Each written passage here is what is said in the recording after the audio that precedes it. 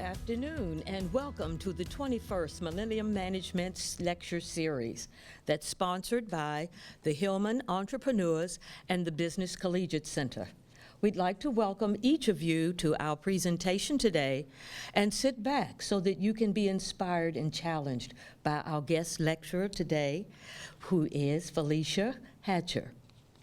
Our speaker will be introduced by Stephanie Hester from the Hillman Entrepreneurs Program. Good afternoon. I'm Hillman Entrepreneur Stephanie Hester, a Hillman Entrepreneur Scholar student here at Prince George's Community College.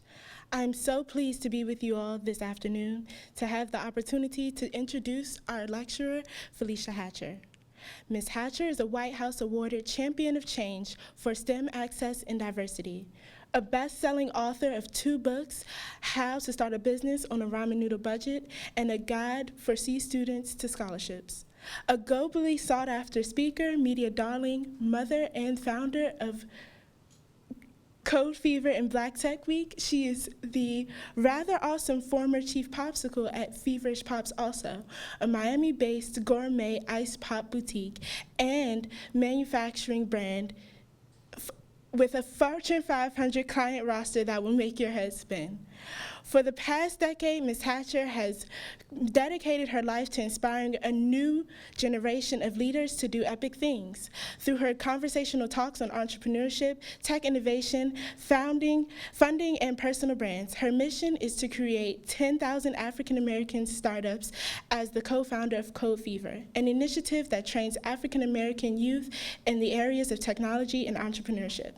As the founder of Code Fever and Black Tech Week, Ms. Hatcher has spearheaded the movement of the Miami startup ecosystem focused on getting marginalized ground to become major players in the innovation economy. She has been featured on MSNBC, the NBC Today Show, the Cooking Channel, Essence Magazine, Entrepreneurs Inc., BET, and Black Enterprise, as well as the Miami Herald. Get ready, you are about to hear about how to get your head, heart, and hustle on. Please give a warm round of applause to our 21st Millennium Management keynote speaker, Ms. Felecia Hatcher.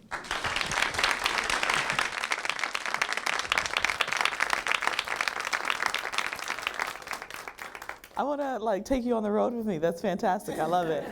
Can we give Stephanie a round of applause? You were fantastic. So it's pretty cool because not every day you get to see the inner workings of what it takes to put on a TV show, right? That's really cool. We don't always get the chance to be able to peel back the layers. So I love to always be able to have those kind of experiences, being able to see things behind the scenes. So I know we've been sitting here for a while, so I'm actually going to flip my talk a little bit and start with something that's gonna get us up and moving a little bit. Is that cool? All right. So can I get 4 volunteers really quick? Any 4? All right, right here, in the back. Who else? Right here. One more person. Right here. All right, come on. Uh-oh.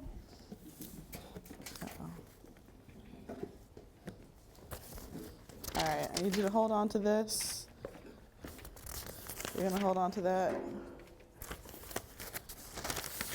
Hold on, come on. Right here, and right here. All right, if you guys can just line up in the front for me. Line up in the front. All right, cool. All right, so you each have 30 seconds. I'll give you 45 seconds. You each have 45 seconds to make something that you could sell to me for $20. Starting now. You guys think they can do it? What do you think? Yeah. All right, so we'll start over here. You're going to come to the podium. You got 15 seconds to pitch. Say your name. Hello, everyone. My name is Nicholas Reed, and I'm an Hillman entrepreneur. The reason why you should buy this product is because it's the best made plane in the industry. Is made from titanium. Last year we made a gross sale of 1.5 million, and we're projecting a 2.3 million increase each year. The features are really accessible. It could fly, rain, sun. water, when it can go beneath the water as well. You know, a lot of kids have purchased it so far. Time. All right, give him a round of applause. Good job. Right here. All right, my name is Tiana Boardman. I'm also a Hillman entrepreneur. And what I have made here is a doll chair. I saw in your little bio that you are a mother, and I figured kids play with dolls all the time, and they're not supposed to play with them at the table. So with this doll chair, they can have the doll sitting right next to them while they eat, and they don't have to touch it, they don't have to make a mess, and yep, that's it. All right, sounds good. Give a round of applause. Right here, go ahead. Hello, what I have here is the industry's finest paper for note-taking, homework, whatever you want to use. It's non-rippable on the side, so when you're studying and you're pulling off, it's not going to rip. It's the best paper out there. Everybody loves to use it. It has a cool design with diagonal lines in it. Yeah. And my name's Jacob Bickley, and you should buy my paper. Awesome. Good job. Give a round of applause. All right here. Hello, everyone. My name is Olivia Young. I have created here a frog, and it's a paperweight. And, you know, lots of kids like to have little fun things while they're working, and it can come in many different colors. It's very durable. It's actually made out of plastic, and, you know, it hops around, so they can have, like, a little thing to play with. So, yeah, you should have a little fun thing for kids to do when they're doing work or just decorative. All right, good job. Huh? Ready?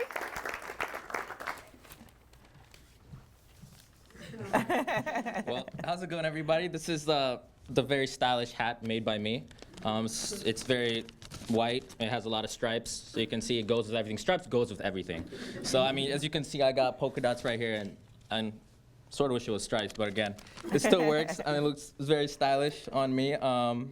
As you can see, it works with my clothes. It can fill out, but yeah, you should definitely buy this. It's great. All right. Good job, Tom. My name is Usama Naim. And my name is Usama Naim. I'm a Hillman Scholar as well. Awesome. All right, give them all a round of applause. All right. So while I love you guys, all my volunteers that came up, I'm going to have to break down what just happened. Right? And this is really going to shape the rest of my talk with you here. So my instructions were very simple. I asked for volunteers, I gave them all a piece of paper, and then I said, create something that you could sell to me for $20. And what immediately happened is every single one of you put yourself in a box that I did not create for you. I just gave you a piece of paper. I at no point said that you needed to use that paper. I at no point said that you couldn't work with anyone else in the room, that you can sell me, you could literally have sold me anything. You could have sold me this podium, my phone that was up here, right? Anything that you had, your glasses, you could have sold me anything for the $20, and you put yourself in a box. And that's a problem, right? So when we talk about, you know, our generation and creating innovative entrepreneurs that are problem solvers, that are resource magnets, that are creators, that are makers, that are doers, that don't think inside a box, right? They smash boxes and they build monuments and they get very creative with limited resources. You have to get creative with limited resources. And the biggest thing is you have to always be asking questions, right? What didn't she say that I couldn't do? No one asked me any questions, by the way. Right? No one asked any questions of like, Felecia, did you say this or that? Can I do this or that? Or just have done it, right? Ask for forgiveness instead of permission, right? Not to bash any of my volunteers because I appreciate you, but I really want you to think as you spend your years on this campus, as you transition to the other university, like how are you breaking the mold? How are you getting creative? How are you stretching yourself outside of your normal comfort zone? Because that's where the real genius is. And we're all geniuses, every single one of us, right? But when you surround yourself with the right resources, with the right people, when you ask for things that you don't think that you sometimes deserve, but you do, right? You deserve to be at that table. You deserve to be in that room. You deserve everything life has to offer you. But none of that comes to you. None of it comes to you without two things. One, putting yourself in the places for those opportunities to happen, and then two, creating your own darn opportunities, Make sense? Right? And so for me, I've always been a bit of a rule breaker, right? My mom hates when I tell this story, but when I was in high school, I majored in the 2 Bs, boys and basketball, right? So I spent all my time playing basketball or all my time on the telephone, which left very little time for what? Schoolwork. So they tell you everyone starts high school with a 4.0, and it's kind of up to you if you keep it or not. By the end of my freshman year of high school, my GPA had dropped down to a 2.1. That's like, hey, we're gonna enroll you in dropout prevention classes kind of GPA, right? Felicia's not gonna make it kind of GPA. And while what you saw on my GPA and on the computer, on my report card, said a certain thing about me, I was also that same kid that my parents bought me a TV when I was in the 9th grade, but didn't want us to watch TV too much, so they wouldn't install cable into our room, and I figured out how to rewire cable into my own room. My dad wasn't too happy about, me poking holes in the screen and all that stuff, but that was me, right? I love to tinker, I love to take things apart and put them back together, and my parents, while they weren't techies by any sense of the word, right? My mom still calls me trying to help her fix her iPhone, right?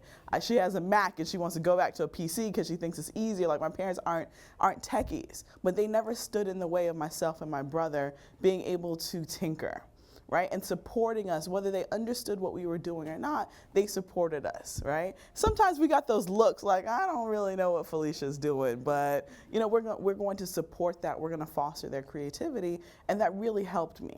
So over the course of 3 years in high school, trying to raise my GPA as high as I could, never got my GPA to a 3.0. I go to meet with my high school guidance counselor my senior year, right? Because this is like that make it or break it year. And my mom told my brother and I, you're either going to college or you're going to the military. Like, those are your only 2 choices. And you have to be out the house when you're 18. So I'm like, okay, I got to go to my guidance counselor. I know my grades aren't the best because I love to write, but I was horrible at math. And I wanted to be an engineer at the time, but I was told that, you have to be amazing in math. You have to be amazing in science. And I didn't realize what I was doing outside of school exemplified all those things, right? Because sometimes all we can hear is what society is telling us, and it can be very loud. So I go to meet with my guidance counselor. I'm telling her my hopes and dreams. I'm like, just guide me on my yellow brick road to success, right? And so she looks at me. She looks at the computer screen. She looks back at me. She looks back at that computer screen. And what do you think she says? It's not happening, right? She said something that has stayed with me for the rest of my life. She said, Felecia, you will never make it to a college or a university because of your grades, right? Not even like, you can be a part of a feeder program that gets you into a community college. Nothing. She said, you'll never make it to a college or a university. This is my guidance counselor. What is she supposed to do? Help me, guide me, right? It's in her job description and her job title. And she proceeded not to help me. She told me that I could try and get just a job or go to vocational school, but college was not for me, right? And my GPA wasn't horrible. It was maybe like a 2.5, 2.6 going into my senior year. Of course, it's not what you're told that you need to have if you want a full ride scholarship or you want to get into the college of your dreams. I understand that, but it was not a death sentence, right? So raise your hand if you've ever been around someone who didn't believe in your dreams as much as you believed in your dreams. Okay, perfect. And raise your hand if you've ever done anything to prove them wrong. Okay, perfect. And raise your hand if you dedicated your first book to that person. Oh, just me? Oh, my bad. Okay. So what I realized by, one, teaching myself how to code when I was in high school and being very active on my high school campus, I was literally involved in everything. I had leadership positions on my basketball team, on the flag football team. Every club and organization I could be a part of, I was a part of because I was curious. And you always have to foster that curiosity. And I kind of knew what I wanted to do, right? But I didn't know what I wanted to do at the same time. But I knew that by being a part of these organizations and being very active, that was my way of being able to figure those things out. So there was a career counselor, amazing career counselor. And I was in the office every Wednesday at my high school. They had something called Scholarship Wednesdays, right? Sounds much cooler than it really was. It was literally just all the scholarship applications on a table. Wednesday during lunchtime, you go pick it up or not. You know, it's completely up to you. And I was walking around the table and I was getting ready to leave because I'm like, oh, I don't see anything that I qualify for. And she said, Felecia, just walk around the table again with like another set of eyes. Just look, I'm telling you, there's some things there that are for you. And I'm like, okay, whatever, I gotta go, I want pizza, you know, the line's gonna run out. And so I just go and pick up every single application. And when I went home, that's when I found that what society was telling me, what everyone was telling me about what my prospects were graduating high school and going to college wasn't necessarily true, especially being able to fund it. And so I realized that, hey, some of that scholarship applications had no GPA requirement, or the GPA requirement was really low. Or it asked me to write an essay on bees. Like, I love to write, of course I can write an essay on bees. Or some of the applications, but by the time the deadline hit, that I could join certain organizations or I could get more community service hours and I can actually qualify for this before the deadline hit. Fast forward to senior awards night, right? I'm in this big auditorium. They're calling like all the National Honor Society students and everything. And I'm like, if they don't call my name tonight, I literally got to go to the Marines office tomorrow. Like, my mom's not playing, right? And so they called my name for like a $500 scholarship. I'm like, oh, this is my, you know, I'm excited, but mom's not gonna be excited because that's not gonna get me anywhere. And it's getting to the end of the night. And 3 familiar women get up on the stage and they call my name. And they're holding one of those big Ed McMahon checks. You guys know what I'm talking about? They look really cool, but you can't actually take them to the bank, like one of those. And as I start to walk up to the stage, I notice that there's a few zeros on that check. How much do you think that check was worth? $10,000. More than, I would be here if it was $10,000, y'all, come on. $100,000, right? I received a scholarship check one of the last days on my high school campus for $100,000. I ended up winning a total of $120,000 in scholarships and grants, and my GPA never touched a 3.0. All right? Remember I said there were 3 women on that stage, right? Oh yeah, y'all know where I'm going, right? So 2 are from the scholarship committee. Who's that 3rd woman? That guidance counselor. Can you believe that? I kind of wanted to kick her off the stage a little bit, but I'm like, I just want a ton of money. I'm going to be like super professional. But the lesson that I learned going through that process, right, of getting creative with limited resources, trusting my heart and my gut of knowing that this woman doesn't really know me, but she's trying to define the rest of my life at 17 years old, right? Having it in my head that I could do this if I stayed focused, and then putting in the work, but really defining the work that I needed to do and breaking down that process is what really guided me for the rest of my life. I've worked for some amazing companies, right? Nintendo, the NBA, Sony, right? McKee Foods. I don't know if anyone knows who McKee Foods is. Little Debbie Snack Cakes. They own Little Debbie Snack Cakes. We'll have a conversation about that later, right? But I've worked for some really amazing companies. And that has allowed me to have an amazing path as an entrepreneur. I started my first business as a college freshman at Lynn University. I used and abused the resources on my college campus. I didn't know what I was doing at the time, but what I realized is that all my mom's friends and family were coming to me wanting to know how I was able to win the scholarship money with having less than stellar grades.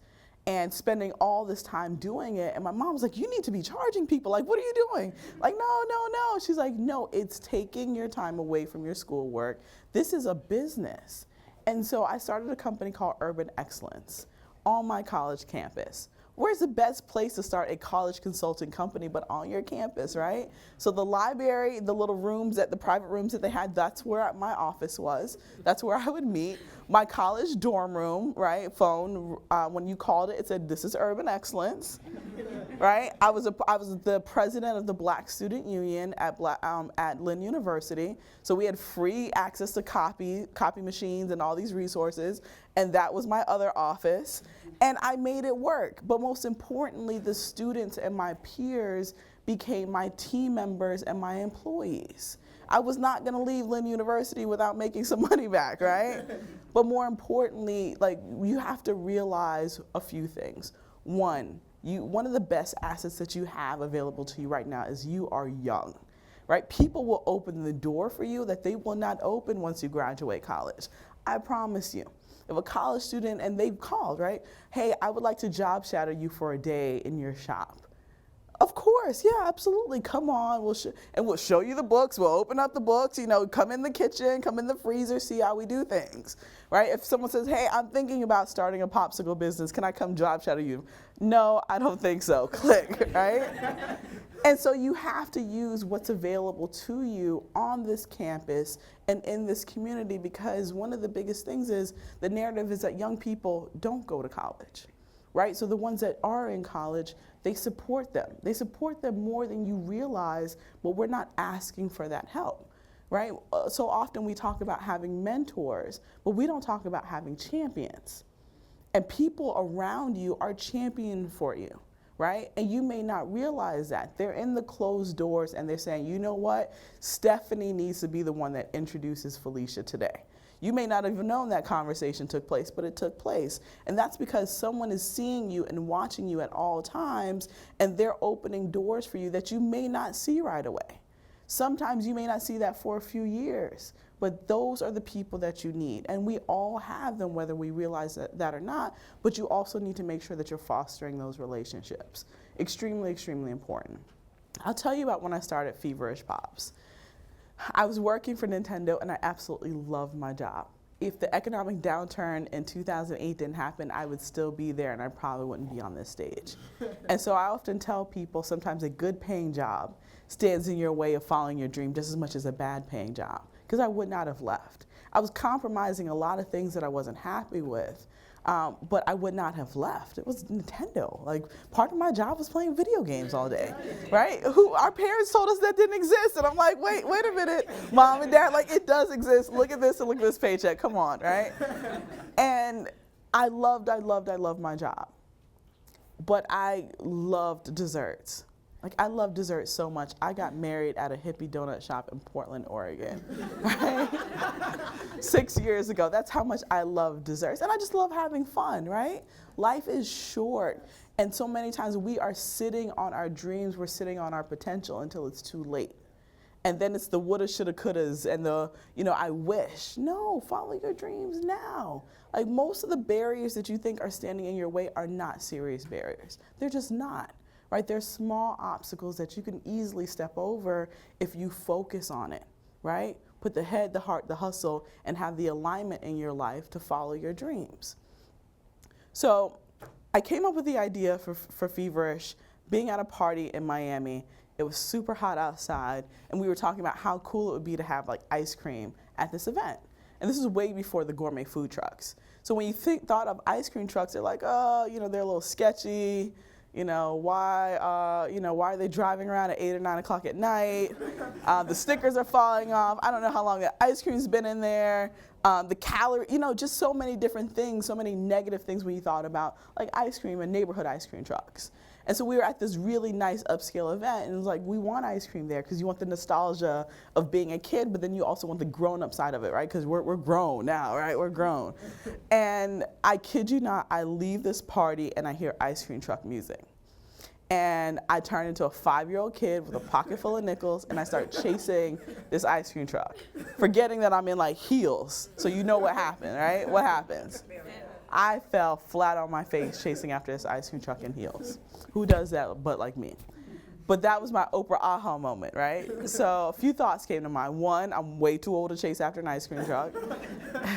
And then two, why hasn't anyone come up with like a cooler way for adults to enjoy ice cream? I was on the ground for a pretty long time.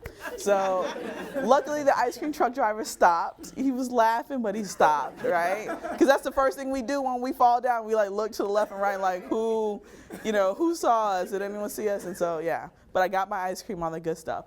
And so for the next like 2 years, I feel like I could have invented Pinterest, right? Because I was taking things from the internet, inspiration here and there, and I was putting it into this notebook, sitting on my dream. And when the economic downturn started, and I lost my job, And not only did I lose my job, but my husband lost his job from the same company at the same time. Crazy, right? Life doesn't usually prepare you for that. That was another stumbling block like what happened to me in high school. But it was something that I had to overcome. So I moved back to Florida. I actually moved to my parents' house, right? I moved back to Florida and I said, I'm gonna start this ice cream company. I don't know what I'm doing. I don't have any food experience whatsoever, except for I absolutely love desserts. My job paid me to travel around the country, so I've tried desserts everywhere. And I just have this dream that I cannot let go of. So I bought 2 carts off the luxury shopping website Craigslist. And again, didn't have a lot of money. You know, my full food experience prior to that point was working at McDonald's when I was 16. So I give like a lot of credit to being able to pull down that ice cream lever as like my experience for being able to start this popsicle business. And my husband worked at Subway when he was in high school, and that helped him pay his way to Morehouse. And that was our food experience, right? So this was a crazy idea, and we all have crazy ideas. But the difference and what separates the good from the great are those that act upon those ideas. And now, because we have technology here and it allows us to start and test our ideas cheaper and faster than ever before, we have no excuses, right? I often like to joke about Oprah, right? Oprah, Richard Branson, all of them. But Oprah, like 30-something years ago when Oprah had the fro, right? I don't know if everyone remembers that, but you can see the photos. She had this big fro 30-something years ago. When she was just getting started, Facebook didn't exist yet, right? Mark Zuckerberg wasn't even born yet, right? Twitter was just a sound, right? LinkedIn was a parking space. Foursquare, right? I'm sorry, Foursquare was a parking space. LinkedIn was a prison, believe it or not, right? The name of a prison, owner of a prison company. The apple was still something that we ate, right? And the cloud was still in the sky and not something that we save all our data to. So if she was able to do all those things without any of the resources that we have today, we have absolutely no excuse. No excuse whatsoever. And so that's what I realized when I moved back to my parents' house. It was a humbling experience. Like, what do you mean? Like, you can't get this right. You're back at your parents' house. But I needed my basic Maslow's needs to be met so that I had the luxury to innovate, right? You guys follow me with that? Yeah. What does that mean? And Wi-Fi, right? Shelter, food, and Wi-Fi, right? So, and that's what is kind of happening in a lot of our communities, right? We want to innovate, we want to be a part of the innovation economy. But a lot of times, if our basic needs can't be met, we don't have the luxury to innovate, right? So that's why we have amazing budding entrepreneurs in our program that are working for a company instead of working on their dream. And we have to change that, and I'll talk about that. But so I had these 2 carts in my parents' backyard, ran out of money, so I couldn't even get them professionally graphic wrapped. And I went to Home Depot, I got spray paint, I got decals that are supposed to go on a wall, but I put them on an ice cream cart. And I went to the kitchen and I just started making recipes, making from things that I knew at the time. And then, of course, our favorite search engine, Google, and Googled my way to starting a company. And for me, it was hard. Like, I'll never tell anyone that starting a business is easy, because it's hard work. But what I realized, it's the most rewarding work I've ever done in my life, right? I worked for the NBA. I was the marketing manager, the front office marketing manager for the Minnesota Lynx, right? There was no one else above me. And that was like 23, 24. I was too young to have that job. But that job drove me absolutely crazy, right? But I wake up every day and I wake up, right? And that's the rewarding part of being able to do what I'm doing, but it is hard work. So it's not for the faint of heart, but every single one of you here will die a slow death if you do not follow your dreams. And that's really important, right?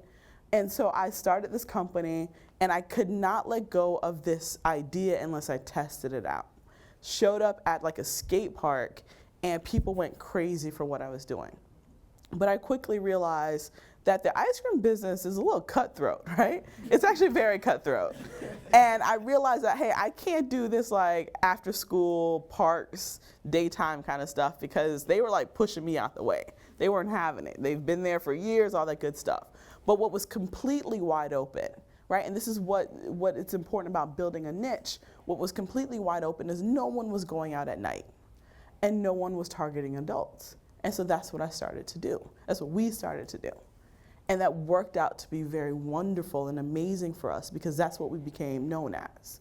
So one of the biggest principles in branding is if you can't be number one or number two in an industry, you have to dig deeper and create a niche that you can be number one or number two in. Because no one remembers number 5. No one remembers number 7. No one really remembers number 3, right? Think of what is the top soda company in the world? Okay, what's the second? What's the 5th? Exactly my point, right? What's the 7th? They're still making billions of dollars at number 7, but who are they?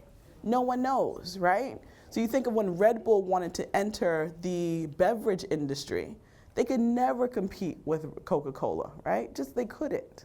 They couldn't compete with Pepsi at all. So what did they do? They coined a new category, which is what?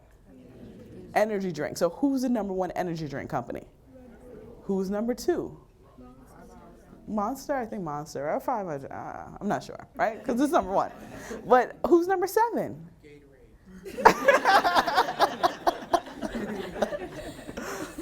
Maybe, but Gatorade is kind of its own kind of vertical as well, right? But those are the things that you have to think of when you are launching your business and you've come up with an idea, like how can I be known as number 1? So when people think in their mind, the place that I'm holding, where is my position? And if my position is not number 1, I need to dig deeper. And what happens is everyone thinks that they need to serve everyone. And if you're serving everyone, you're serving no one. And you can make a lot of money and have a major impact serving a smaller group of people if you're serving them exactly what they need. And that's essentially what happened with Feverish, and that's why we exploded. We, Google, PayPal, Forever 21, Trump, plazas and towers, right? Which is crazy right now to say. We kind of have to take that off the site. But, Fortune 500 companies and multinational companies were our clients on an ongoing basis. And what we realized is we started doing some really unique things. And while my background was not in the mobile food industry and it was not in the dessert industry, the background that I had to use the tools that were available to me, right? So my background is in marketing and technology. And I infused that into what I thought was a very old industry that needed to kind of be pimped out in a way. And it worked very well for us. And that's why we had these clients. We had stores and we were shipping product nationwide. And to answer your question, I actually sold Feverish last year and to an amazing Italian ice company. But we ran the company for 7 years. 7 amazing, long, crazy years, right? But I started that company for a few reasons. One, because it's something that I love, right? I love desserts. I love working on marketing campaigns, and that's primarily what we did.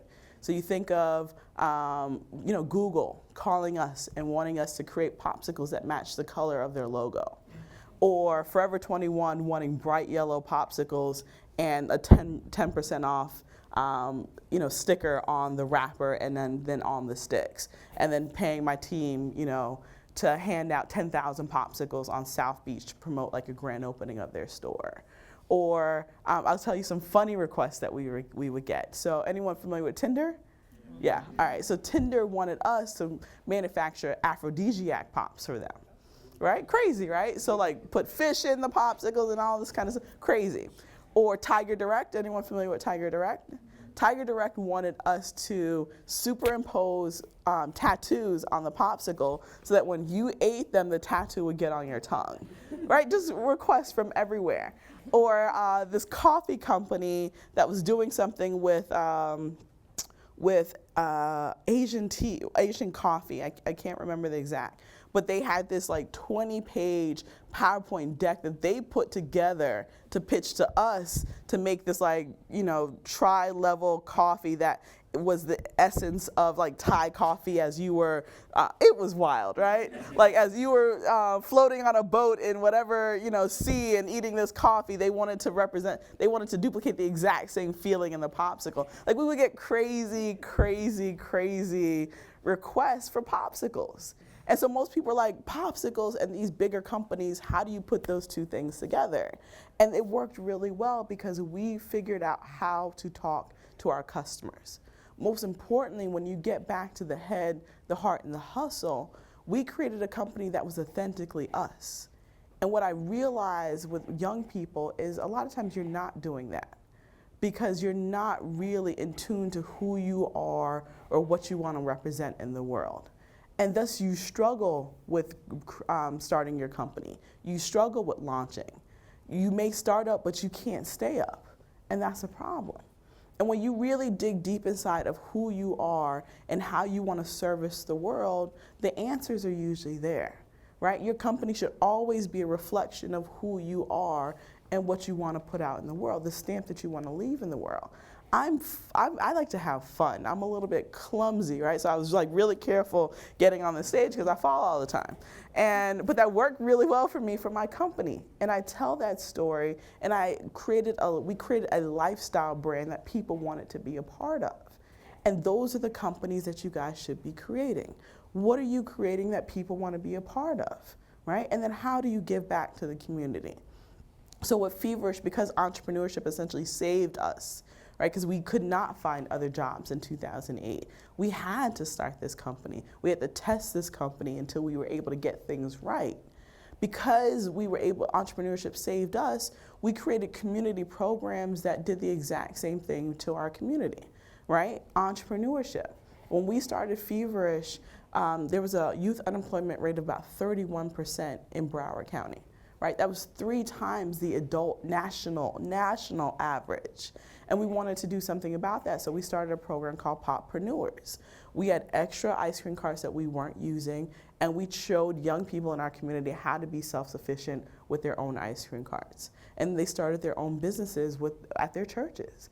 And it's funny, we always joke that when they first started, and we first started, they were making more money than when Derek and I first started our company, right? Like people just loved it. But again, that goes to show people love young people that are out and they're hustling and they're getting it and they're motivated and they're excited. People love young people, and more importantly, they love young people that are about their business, right? And creating businesses, and the resources will come.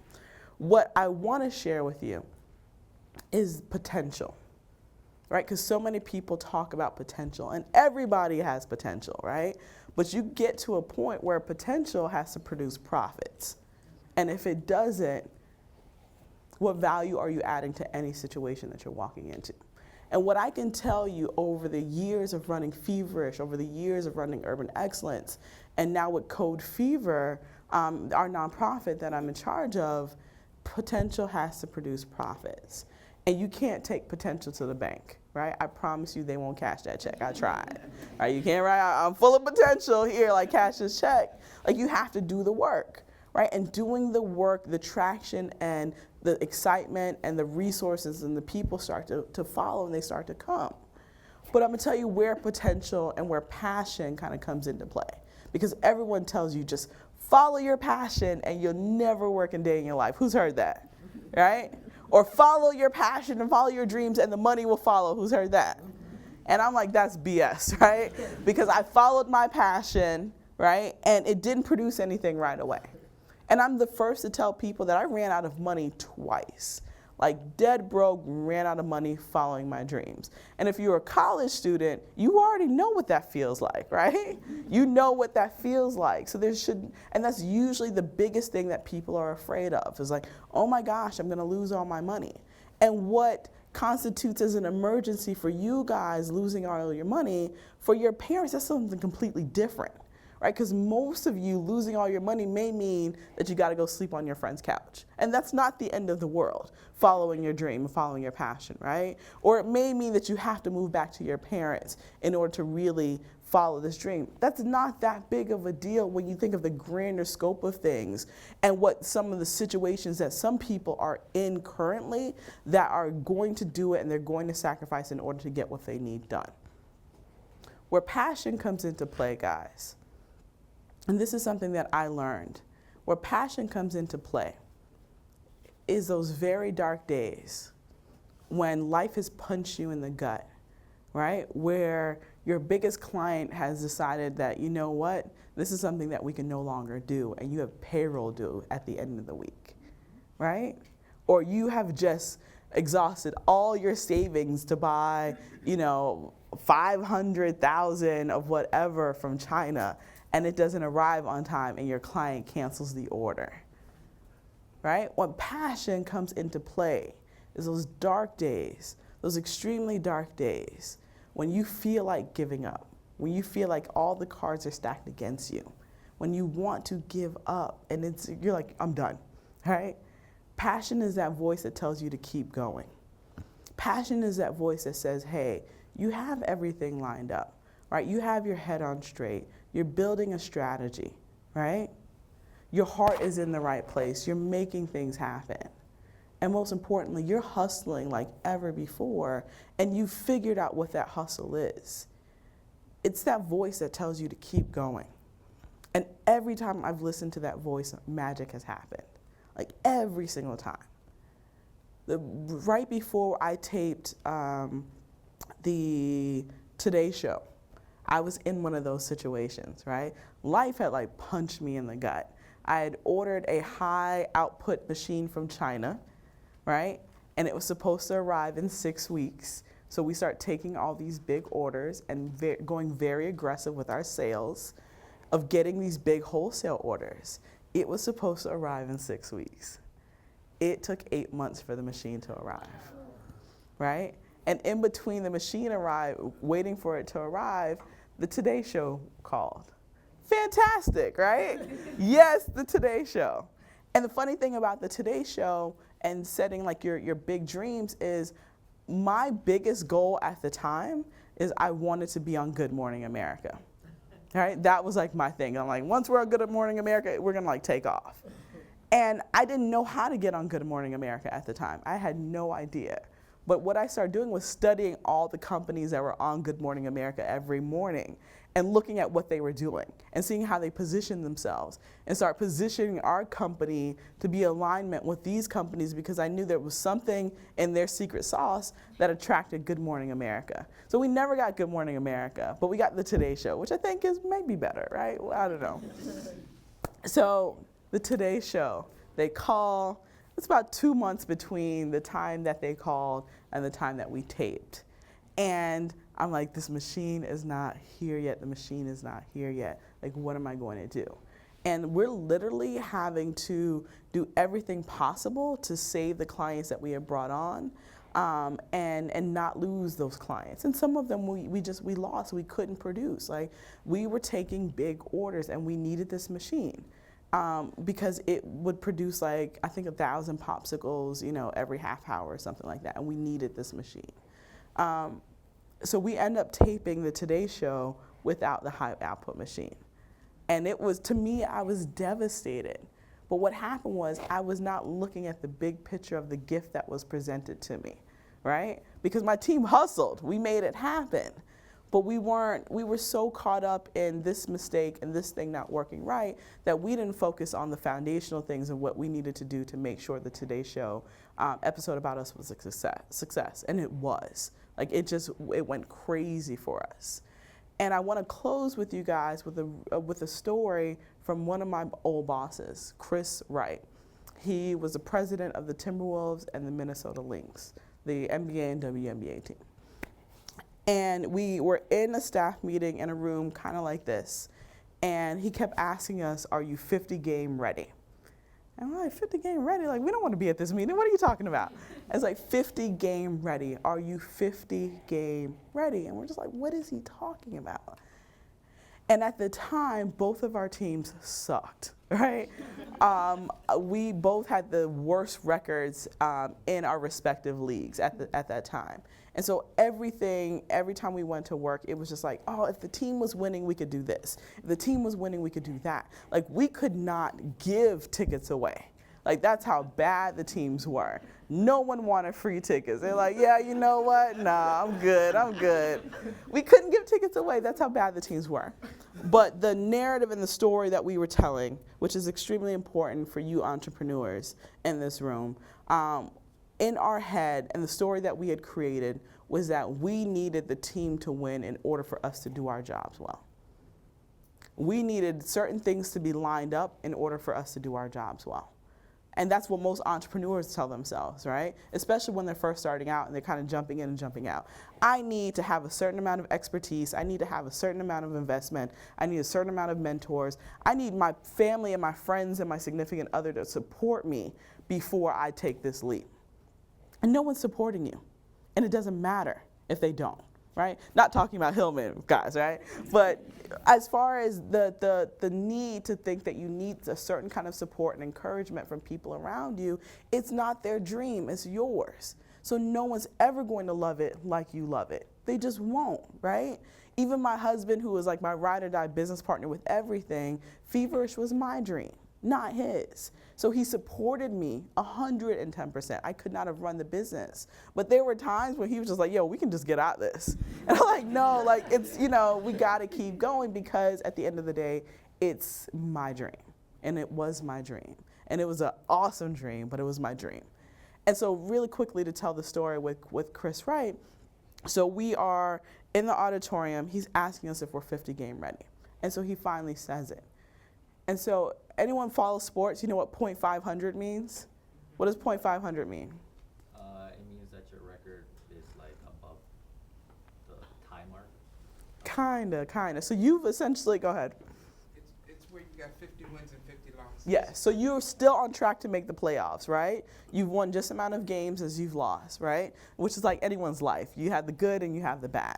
So 50 game ready means that we're on track to make the playoffs. That means that the phone starts ringing again. That means that sponsors come back. That means that people want free tickets, and then people will also pay for tickets, right? 50 game ready. And he asked us that over and over again. Are you 50 game ready? Are you 50 game ready? You're like, yeah, I don't know what you mean yet, Felecia, but yes, I'm on board. And so when he broke it down for us, right, everyone wants to succeed. Everyone wants to have a business. Everyone wants 10x return on their investment. Like, everyone wants to succeed. We want to change the community. We want all these things, right? And you deserve all these things. But in the interim, right, while you're building, while you're grinding, while you're hustling, and things don't look like what you think they're supposed to look like, things don't look like what you think they're supposed to look like, how are you building the foundation? So when it does hit, you're good. And what happens is most people are so obsessed with this needs to be right and perfect. And when this happens, like, I wrote a book, I just need to be on Oprah's book club and I'm good, right? Most people say that. Or I just need to be on the Oprah show one time and I'm done. And if you look at the statistics, although most of those companies are amazing companies, right? Because she's picked them.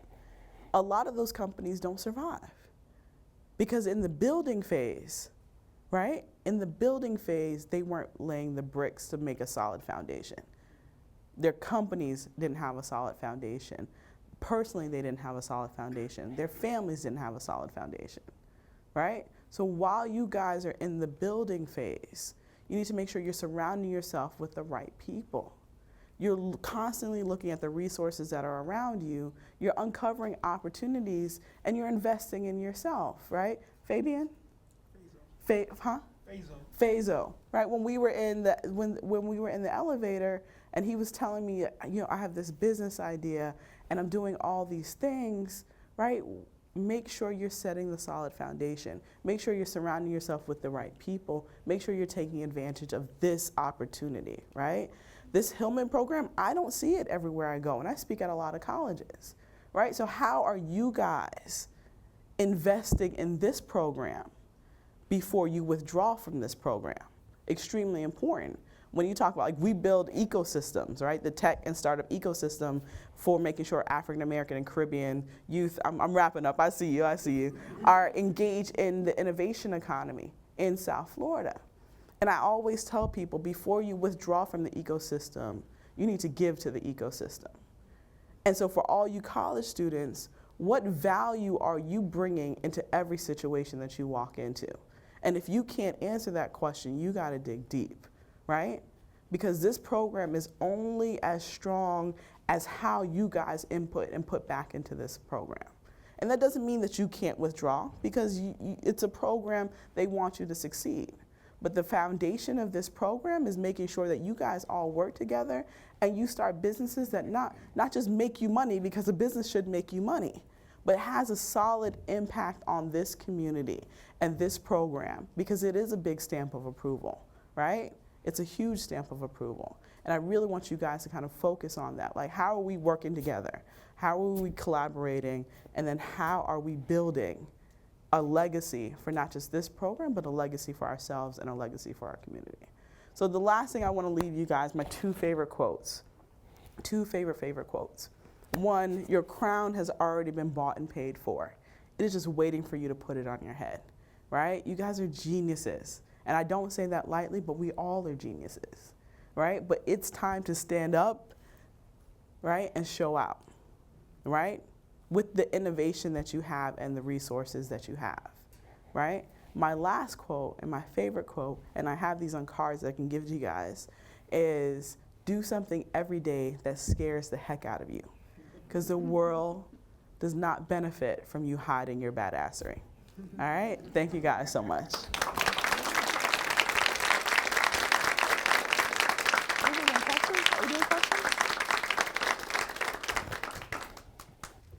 Any questions? Good afternoon, everybody. I'm Rebel Nadeau from the Business Collegiate Center here on Prince George's Community College campus, and I would like to thank you, Ms. Hatcher, for coming out and speaking with us today. Thank you guys. At this time, we would like to open the floor out for any questions to ask Ms. Hatcher. If you can, please form a line right here and speak within the mic. So I'm not one of the young people you're speaking of. It's okay. I have had a dream, and it has died, but I'm going to try to bring it back to life. But one of my questions is there a list of small business resources, like some links or contact info that could help us get through the paperwork of starting a small business? What's the business? It's going to be a poster shop. Okay, okay. Yeah. Why a shop as opposed to online? Eventually, I like brick and mortar myself. Then I want that little space in the back of that brick and mortar to have my little private time. Okay. But I would eventually branch out into internet. Maybe internet is faster. Okay. But I just like brick and mortar. So I would think of doing online first to be able to test out the idea. Brick and mortars are expensive, right? It is a lot of money, the build out, the upkeep, operational costs, all of that. Right. You could have a very lucrative business doing what you're doing online. But even if you are stuck on brick and mortar, which is fine, you want to be able to test out that idea, kind of build a loyal tribe and a loyal following, make some sales with the idea first online, and then start scaling up from there. See, what happens is most people think like, hey, this is what I want to do. This is the only way to get to that point. And that's not true, right? You want to test the idea, but more importantly, what you want to make sure that you're doing is you need to start today. So you can go on, like, say what, Squarespace or Wix or any of these easy drag and drop websites and literally start your poster shop today. Right? You can sign up for the e-commerce side. You can get I'm not sure how your poster business is run, but if it's just, say, it's just selling regular posters, you have your photos of your posters, you put up your e-commerce, then you start pitching that to your social network, right? People that we have that we're connected to that we don't monetize. And you can test your idea, right? And they can let you know, like, yeah, this is a cool idea, this is not a cool idea, hey, I want to buy this, or they'll say, I'm going to buy these things. And then that allows you to then know, all right, this is what I need to focus on as I go towards opening up this brick and mortar. But in the meantime, you have traction and you're actually making money leading into starting that business. What happens is most of us don't realize that ideas are absolutely worthless. Execution is absolutely everything. Execution is absolutely everything. So while we're here in Baltimore and you look at what's going on in Silicon Valley and you look at and say, you know what, they haven't done anything, right? This company hasn't done anything, but they've raised, $8 million in a seed round. How are they able to do that? Because they have traction, right? It's the same thing that happened with Instagram and their purchase, Facebook's purchase. Instagram had 4 employees, 4. Right? They've been around for 2 years. They had $0 in revenue. Like, I can't stress that enough. $0 in revenue. But what they did have is 27 million users on their platform. And they were scaring the pants off of Facebook. Right? So Facebook realized, hey, I can either compete with this and we're losing in this competition, or we can buy them. And that's what they did. And they sold their company to Facebook for $1 billion 3 years ago, right? So it's about getting the traction. And you have all the resources in order to be able to do that on a very low budget, like on a ramen noodle budget, right? Love it. All right. Thank you. Hi, Felecia. I Hello. really enjoyed you today. My question is, if you can do like 3 or 4 things really well, what do you hone in on in order to make that particular thing work, especially if you get bored real quick? Okay. Okay. All right. So. But you have a following for each thing that you do. Okay. Okay. All right. So we put on a conference called Black Tech Week. That was last month. We had Jeff Hoffman, the founder of Priceline, there. And I'm going to have to steal this quote from him because I love it. He's like, you need to have a gold medal in something, right? You're going to pick one of the things that most resonates with you, right? That you love, that comes at ease, and start testing that idea all the way through, right? There are certain processes that you just cannot skip in turning it into a business. And the ideation phase, you have to be you have to like strategically work on that. Being able to test out and create an MVP, a minimal viable product, you cannot skip that phase, right? So all the 4 ideas, are they all functional businesses? Are they in the idea phase? Have you made any money in any of these areas? They're all functional businesses, and they all kind of correlate with each other. Okay, okay. So maybe there's a way to do one business, and these are different services that you offer within that business. And this is without understanding what exactly it is, right? I'm a seamstress, and I do upholstery. And Okay, yeah, so all of that goes together. Yeah. Right? So then it's the one business, and those become services within the business. Okay. Right? And just like with any business, you'll see what's kind of like the cash cow and what's not really doing well. And then from a process of elimination, you'll figure that out, right? And that's what we had to do with Feverish. Like every year, we would do kind of an 80-20 kind of evaluation of our business, like what's working and what's not working, what's working and what's not working. And that really led us to the business model that was so successful for us, which was private label manufacturing, and then the bigger orders with major corporations and kind of doing all that execution for them. okay, All right? thank you. Okay. When building a business, you have to have a strong foundation. What are some ideas that could start you off with building a foundation? Okay. All right. So, like I said before, definitely testing the idea, right? Testing the idea is important. Building your dream team, right? And most of that's going to come from your peers, and that's the exciting part, right? So whether you are a college student or you've graduated and all this, you're older, you can still use young people to bring into your organizations to help you build your team. The beauty about coming out of the economic downturn is people are more willing to barter than they've done before. So realizing what you bring to the table, what they bring to the table, and seeing how you guys can work together and collaborate on the good of building something great.